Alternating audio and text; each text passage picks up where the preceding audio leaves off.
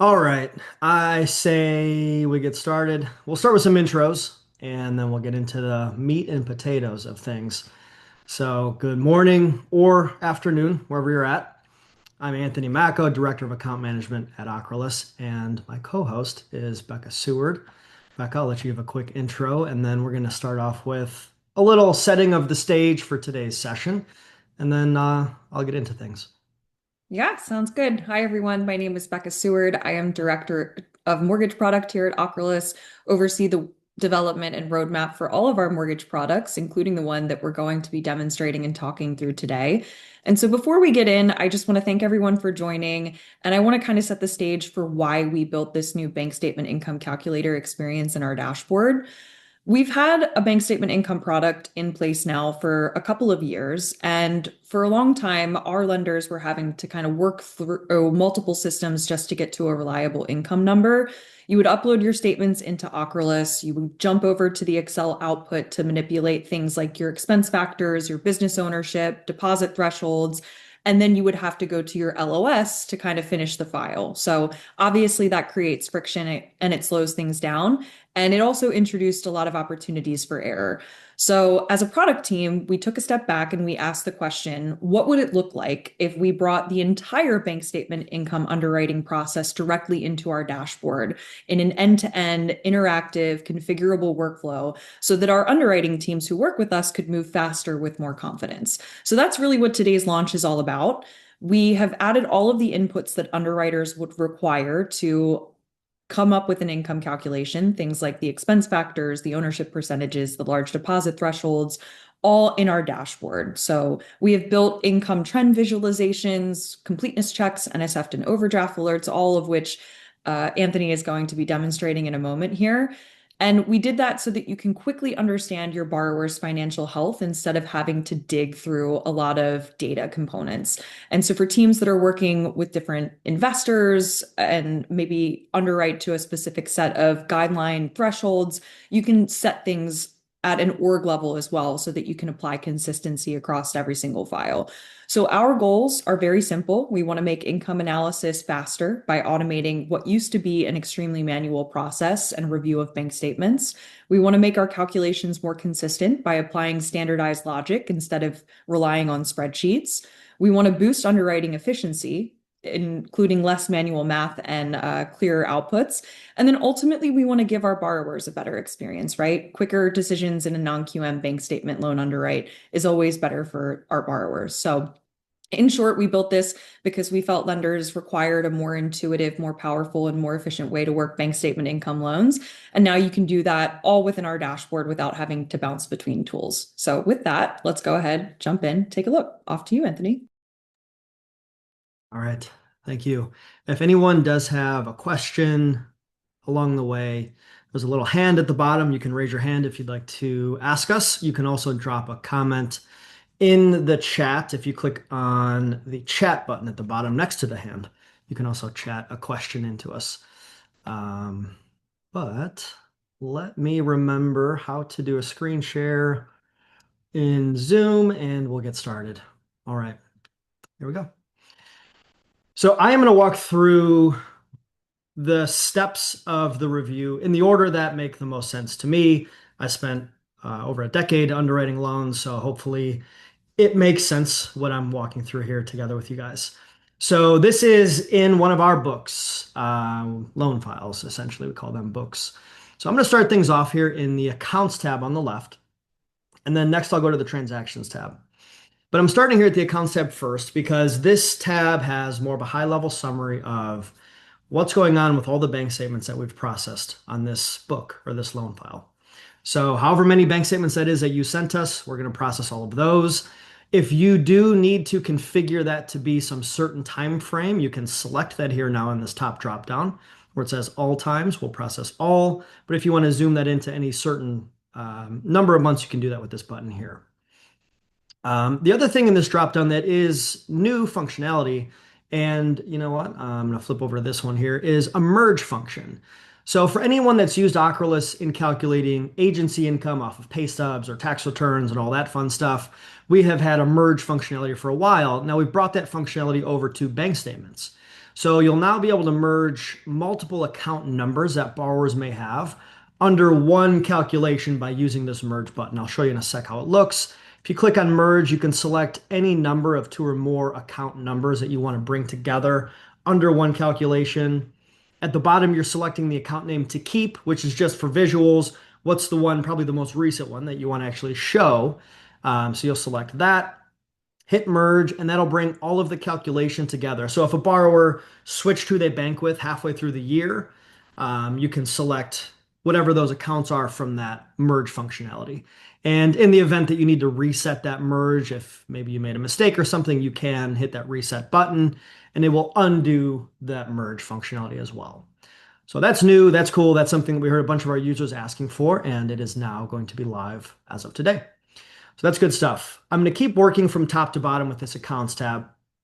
So this bar across the top is brand new, and this is helpful. This is speaking directly to what Becca mentioned before, where we're now bringing some of these things into the dashboard that were otherwise in our Excel file output in the past. So expense factor and percent owned are the main things, along with showing you live what the qualifying income is. So as you adjust things, as you adjust whether it be percent owned, expense factor, or transactions that are included or excluded from income, this number will update with you making those changes. Makes a ton of sense. So this is going to show across the top. Click the little pencil next to each button to update any of these values. Here's the percent owned. Here's the expense factor. We do have, and we've always had these other methods of determining an expense factor. If you get a CPA letter or if you're using the P&L, you can still continue to use those if possible. Another thing we're starting to show is NSF and overdraft counts across the top. And these pieces of information, all 5 of these, are very helpful. And we're also going to show you them in the transactions tab. And I'll show you that in a couple minutes. But this is helpful information that we want to show you everywhere. So those are now new and they'll be live for you today. The rest of this section here on the left is still what it's been. So this is a little summary.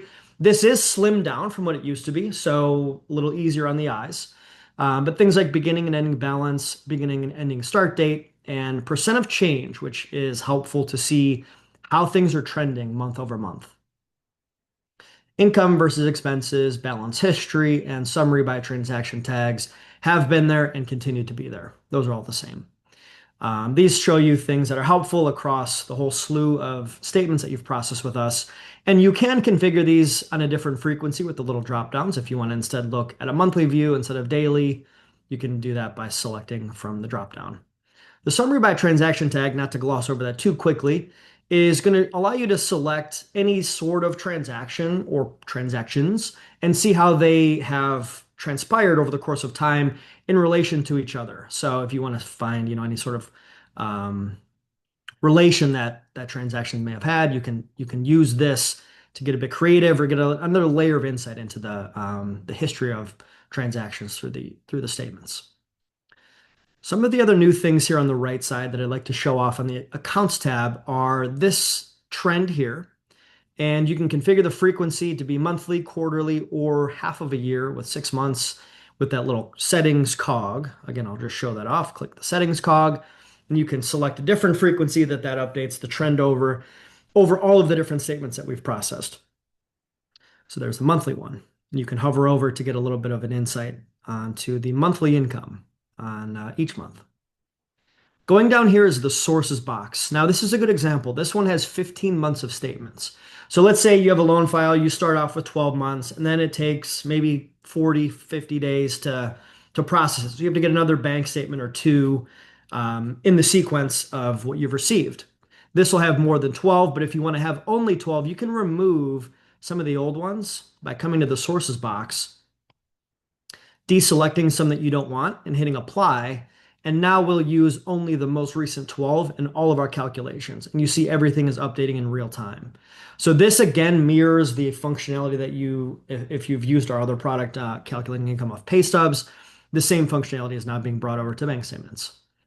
Something also new here in this UI that will use the sequential slew of statements that you've sent us is a new alert that'll show across the top of the screen here if anything is missing. It'll show in a red banner, and it'll show you for missing statements or missing pages in the statements that we've processed. It'll show across the top. It'll flag the month that's missing or the page from the month where it's missing, and it'll be in a big bright red banner right across the top. That's new, and I think that's very helpful for you to just get nice visual right across the top for anything that may be missing in case you need to ask your borrower for a possible missing document. All right, last couple things on the accounts tab. First one is the top recurring depositors. I used to work in suspense underwriting, which was a whole bunch of broken loans, and we spent all day finding ways to fix loans. And this makes me think of that. So these transactions will show you who's the most common counterparty putting money into these statements, and it'll show you by their name. So if there are some here that are common enough that maybe aren't included as income, that could be, like I mentioned before, a way for you to find some other income that's not been used.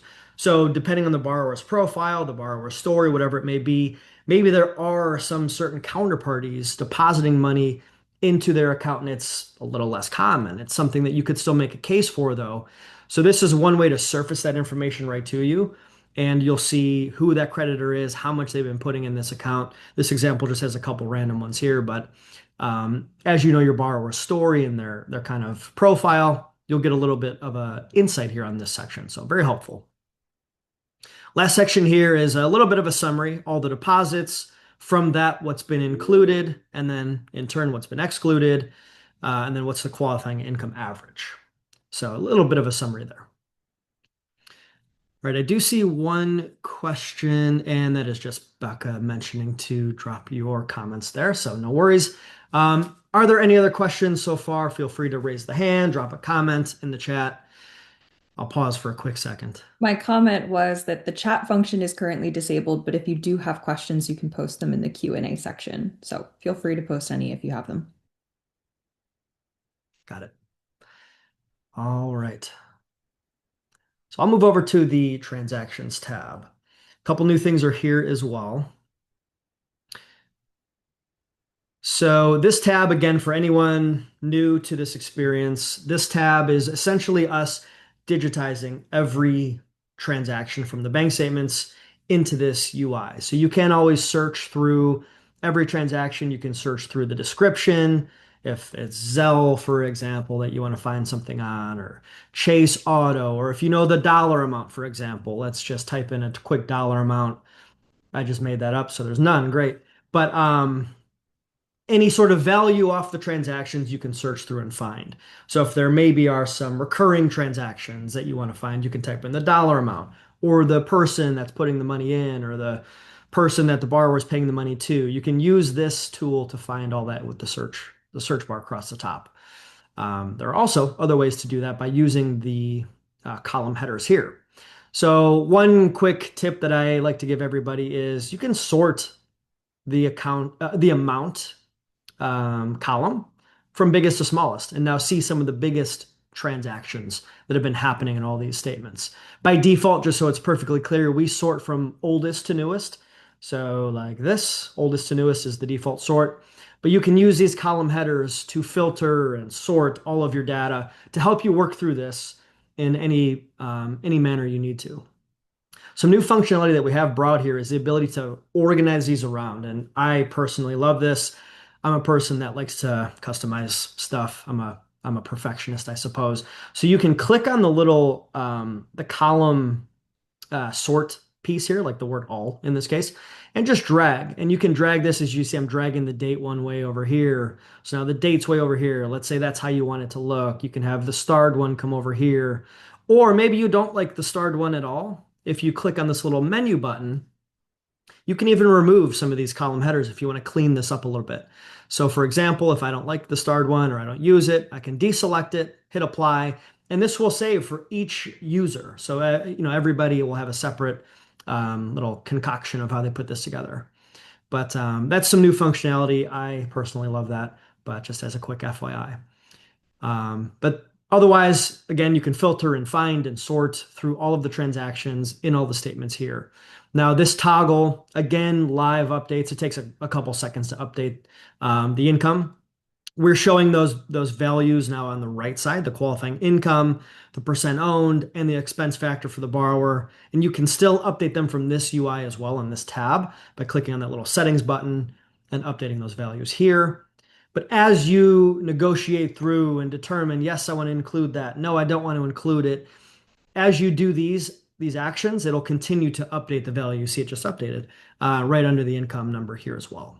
So that can be very helpful. Again, so you don't have to export the values into your Excel worksheet. You can see them live in our dashboard and know how your actions are impacting that actual income value. The next new section here is the insights on the right side. So insights are generally things that we are surfacing to you, our users, that we think you should know about. So again, NSFs and overdrafts are shown right here. If you click on them, and there are some, this is a count of how many NSFs there are. If you click on them, it'll filter your UI to show you only those transactions, which is pretty helpful. This one here has a ton of large deposits. This is kind of a funny internal demo loan that we have.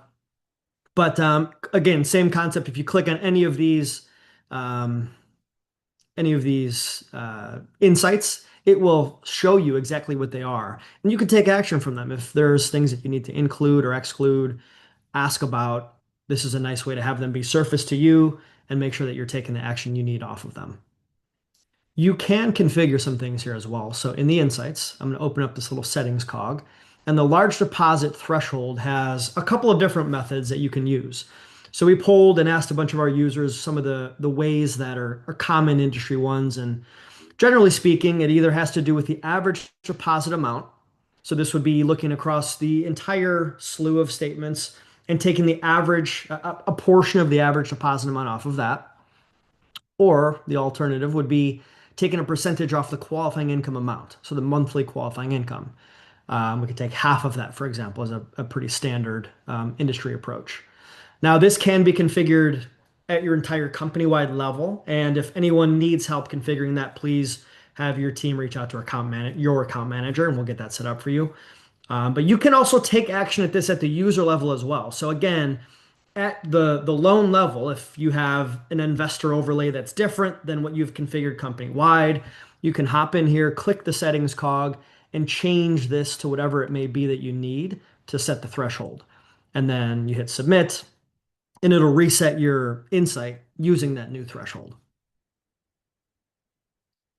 All right, we again surfaced the top recurring depositors, maybe one of my favorite things because it's showing you potential income, people putting money in your borrower's account. You want to make sure that that's being included so you can grab their name. I think in the near future, we're going to also have this be a thing where you can click on and view them as well in kind of a filtered view.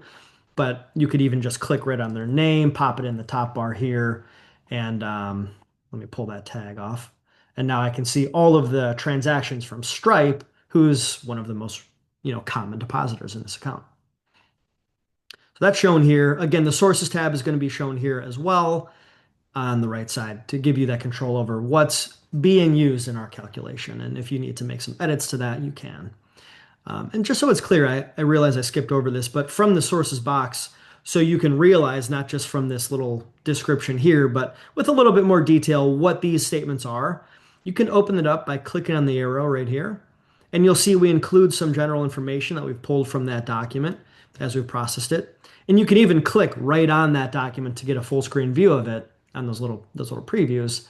And now I can see the full statement, determine is this one I want to include or not, and just gives you a little extra insights. One other thing, and I didn't show this off either, but let's say, for example, I'd like to see what this transaction came from, or this one, or whichever one. If you click right in the description, you can see it looks kind of like a link. So if you click on that, you also get this little preview. And as you can see, click to expand.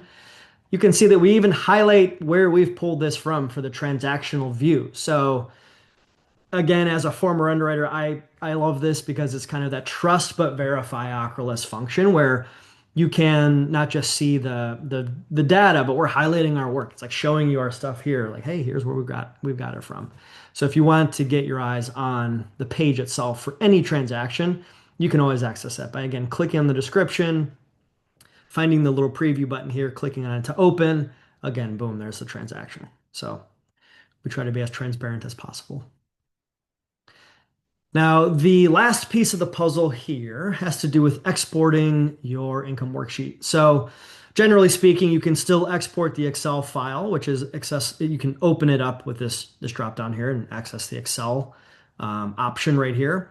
We've also introduced a PDF version of that same output. And that one doesn't have the ability to configure anything. It's a PDF, but that's by design. All of the things you need to configure are in the dashboard. Again, they're on both the accounts tab and the transactions tab. You can configure percent owned, configure your expense factor. You can merge accounts together under one calculation by us. And the PDF should be a little more reliable with formatting. Sometimes Excel is a little bit weird with width, height, print formatting, all that stuff. If anyone's uploading into Encompass or whatever LOS you may use, there's that whole thing. So a PDF may be more consistent with just the way it looks, so it's nice and pretty for your investors. But that's it. There's no difference otherwise, but just giving you another option with the format that you export your actual income worksheet. That about does it for this revamped bank statement income experience. So I don't see any questions in the chat. There are a few questions in the Q&A, so I can read them off to you really quickly. I know we're a bit over time, but if everyone wants to stick around just to cover these few questions, we can fire them off now. So the first question was actually, how do you download the PDF for income for bank statements? So I think you were just demonstrating that just a moment ago. So if you go to the export function where you typically have the Excel that we have available today, there is now a PDF version of that. So just click on the export, click on PDF, and it'll download in seconds.